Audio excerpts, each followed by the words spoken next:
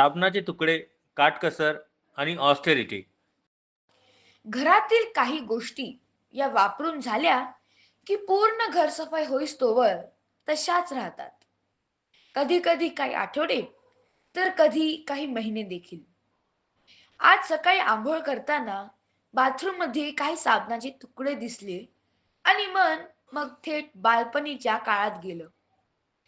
लहानपणी माणसा परत वेगळा साबण ही चंगळ नसायची आणि अगदी सर्वजण एकच साबण वापरायचे.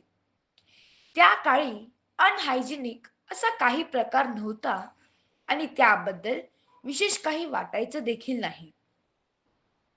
तर हा साबण घास घास घासून संपत आला की फेकून न देता त्याची रवानगी व्हायची नवीन साबणावर. थोडस रगडून त्याला नवीन साबणावर बसवण्यात येई आणि एक दोन आंघोळीत तो त्यात एक जीव होऊन जायचा. या व अशा प्रकारे बऱ्याच गोष्टी अगदी काहीच वापर नसेल तर फेकून देण्यात येत असे. महिन्याचं सामान वाण्याकडून आणण्यात येत असे. 10 मिनिट डिलिव्हरी हा प्रकार त्या काळात कुणाच्या कल्पनेत देखील नव्हता. सर्व सामान रद्दी पेपरमध्ये बांधून दोऱ्याने गुंडाळून मिळत असे. तेल वगैरे घरातनं नेलेल्या भांड्यात घेण्यात येई.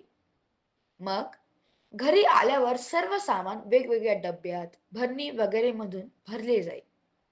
मग ती रद्दी ते पेपर लहान मोठे एकावर एक ठेवण्यात येत आणि एका ठिकाणी जपून ठेवण्यात येईल. पुढील सामान आल्यावर त्यात आणखीन वाढ होईल. तसेच त्यावर गुंडाळलेला दोरा देखील जपून ठेवण्यात येईल. मग ती रद्दी रद्दीवाल्याला विकण्यात येईल आणि दोरा हार बनवण्यासाठी किंवा काही दुसऱ्या गोष्टीसाठी वापर केला जाईल. आजकाल आपण या गोष्टी काही वेगळ्या प्रमाणात ऑस्टेरिटी मेजर्स किंवा आर्थिक काटकसर च्या नावाखाली घडताना पाहतो. मोठमोठ्या कंपन्यात झेरॉक्स प्रिंट्स घेण्यावर थोडाफार प्रमाणात प्रतिबंध, पेपर्सचा पुढून मागून उपयोग या व अशा गोष्टी अवलंबिल्या जातात.